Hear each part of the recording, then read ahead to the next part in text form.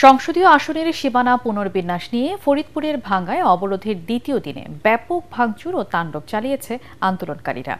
বেলা 12:30টার দিকে উপজেলা পরিষদ ও থানায় হামলা চালানো হয়।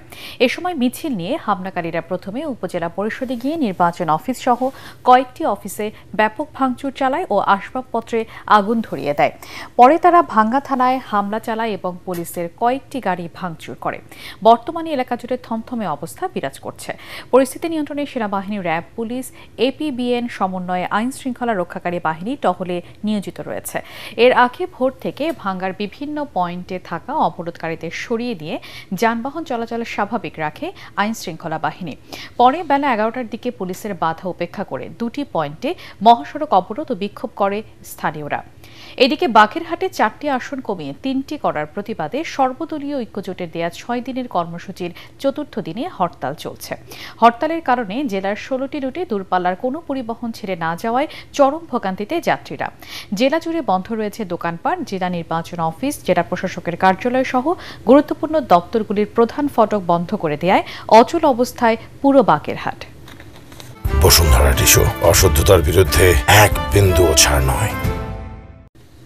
ভোটের মাধ্যমে গণতন্ত্রের পথে উত্তরণে যত দেরি হবে দেশ তত বিপদগ্রস্ত হবে বলে মন্তব্য করেছেন বিএনপির স্থায়ী কমিটির সদস্য আমির খসরু মাহমুদ চৌধুরী। রাজধানীর দক্ষিণখানে এক অনুষ্ঠানে তিনি বলেন, নির্বাচনের মাধ্যমে জনগণের ম্যান্ডেট নিয়ে পরিবর্তন করতে হবে, এর বাইরে গেলে গণতন্ত্র বাধাগ্রস্ত হবে। প্রত্যেক রাজনৈতিক দলের আলাদা চিন্তা ও দর্শন থাকতে পারে, তা বাস্তবায়নে জনগণের কাছে যেতে হবে।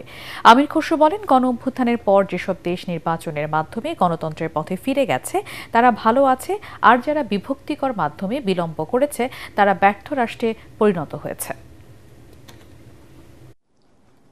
প্রত্যেকটি দলের তো চাহিদা থাকতেই পারে, সেটার একমাত্র পথ হচ্ছে নির্বাচনে গিয়ে জনগণের ম্যান্ডেট নিয়ে পরিবর্তন করা যেতে পারে। এর বাইরে কিছু করতে গেলে সেটা গণতন্ত্রকে বাধাগ্রস্ত করবে। বাংলাদেশের মানুষের বহুদিন পরে মালিকানা ফিরে পাওয়ার যে প্রত্যাশা, ভোটের মাধ্যমে একটা নির্বাচিত সরকার সংসদ গঠন করবে, যেটা যেই সরকার সংসদ জনগণের দায়বদ্ধ থাকবে, সেটা যত বিলম্বিত হবে দেশ তত বেশি বিপদগ্রস্ত হবে। আসন্ন জাতীয় নির্বাচনে সংসদের উচ্চ নিম্নকক্ষের ভোটে পিআর পদ্ধতি চালু করা সহ 5 দফা দাবিতে 18 সেপ্টেম্বর ঢাকায় বিক্ষোভ সমাবেশ করবে জামাত ইসলামী।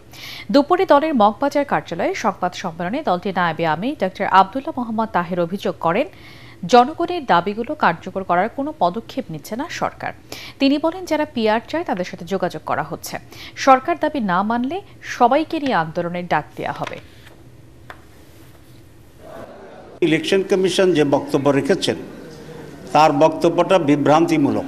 এই কারণে যে আমাদের সংবিধানে প্রতি 5 বছর পর নির্বাচন হবে এই কথাটি লেখা আছে, কিন্তু কোন পদ্ধতিতে নির্বাচন হবে এই কথাটি লেখা নাই। এইটা নির্ধারণ না করে একতরফাভাবে আগের নিয়মে ইলেকশন কমিশনের রোডম্যাপ ঘোষণা করাটা একটি অন্যায় হয়েছে বলে আমরা মনে করি।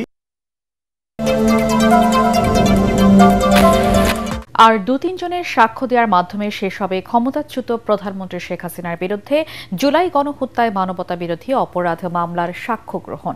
চিফ প্রসিকিউটর তাজুল ইসলাম এ তথ্য জানিয়ে বলেছেন, মামলা প্রমাণের জন্য যথেষ্ট শক্তিশালী ও অকাট্য প্রমাণ আদালতে উপস্থাপন করা হয়েছে। আজ রাষ্ট্রপক্ষের 46তম সাক্ষী হিসেবে ট্রাইব্যুনালে সাক্ষ্য দিচ্ছেন আমার দেশ পত্রিকার সম্পাদক মাহমুদুর রহমান। আগামীকাল সাক্ষ্য দেবেন জাতীয় নাগরিক পার্টি এনসিপির আহ্বায়ক নাহিদ ইসলাম। বেলা 11টার পর ট্রাইব্যুনাল 1 এই সাক্ষ্য গ্রহণ শুরু হয়। মাহমুদুর রহমান তার সাক্ষ্যতে জানান, 2008 সালে দিল্লিতে প্রণব মুখার্জি এবং মইনীয় আহমেদের বৈঠকে সিদ্ধান্ত হয় শেখ হাসিনাকে ক্ষমতায় আনার। পরে 2008-এর নির্বাচনে মইনীয় এবং ডিজিএফআই মিলে নির্বাচন করে শেখ হাসিনাকে ক্ষমতায় আনেন। এ সময় তিনি বিডিআর বিদ্রোহ, খালেদা জিয়াকে বাড়ি থেকে উচ্ছেদ, তত্ত্বাবধায়ক সরকার ব্যবস্থা বাতিল, শাহবাগের গণজাগরণ মঞ্চের আন্দোলন এবং হেফাজতের উত্থান সম্পর্কে বক্তব্য দেন। দাবি করেন, শাপলা চত্বরে গণহত্যা সংঘটিত হয়েছিল। আওয়ামী লীগ সরকার দেশের বিচার ব্যবস্থা ধ্বংস করেছিল এবং যুদ্ধাপরাধীদের বিচার ছিল সাজানো নাটক।